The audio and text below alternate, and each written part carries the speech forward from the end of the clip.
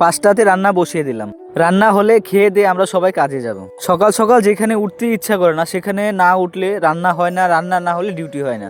যাদের মা আছে তারাই জানে একমাত্র পৃথিবীতে তিনি যে কতটুকু আগলে রাখে। আমরা কখনো কাউকে ক্রেডিট দিতে চাই না, কিন্তু যখন দূরে যাই তখনও আমরা বোঝাতে চাই যে আমরা সব কিছুই পারি।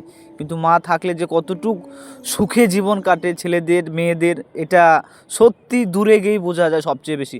স্বার্থ ছাড়া যদি পৃথিবীতে কেউ ভালোবেসে থাকে তাহলে সেটা হচ্ছে মা বাবা।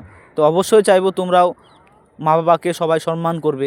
পৃথিবীতে জন্ম আমাদের একবারই হয়েছে, তো সেই জীবনটাকে সার্থক বানানোর জন্য কখনো যেন ভুল ত্রুটি না হয় সেই দিক দিয়ে বিবেচনা করা উচিত আমাদের সব সময়।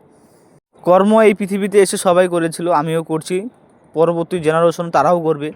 কর্ম করো, ধর্ম করো, দুটোই করো, ব্যালেন্স করে সব কিছু চলতে হয়।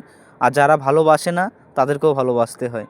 তো যাই হোক, কাজে আছি, বেশি জ্ঞান দেওয়া ভালো না। ভিডিওটা ভালো লাগলে অবশ্যই একটু লাইক সাবস্ক্রাইব করে দিবে, ফলো করে দিও। এভাবে চলছে জীবনযাপন, তার মধ্যে আজকে হয়তো একটু জ্ঞান দিয়ে দিলাম। তার কারণ দূরে গিয়ে অনেক কিছু বোঝা যায়, বিচ্ছিন্ন হলেই সেই সম্পূর্ণ হওয়ার চিন্তাধারা চলে আসে আর কি। তো যাই হোক, জীবনটা এরকমই চলছে। তা বলতে গেলে যে এরকমই চলবে তা না, কিছু প্ল্যান রয়েছে পরবর্তীতে, তোমাদের সেই আপডেটটা অবশ্যই দেখাবো। তো কখনো হার মানি না, যেখানেই হার মানি সেখান থেকে উঠে পড়ে আমি, মনটা কেননা একটু স্ট্রং ভিতর থেকে। তো যাই হোক, হনুমানজির কৃপা রয়েছে আমার উপর, বিশ্বাস করি সব সময় থাকবো।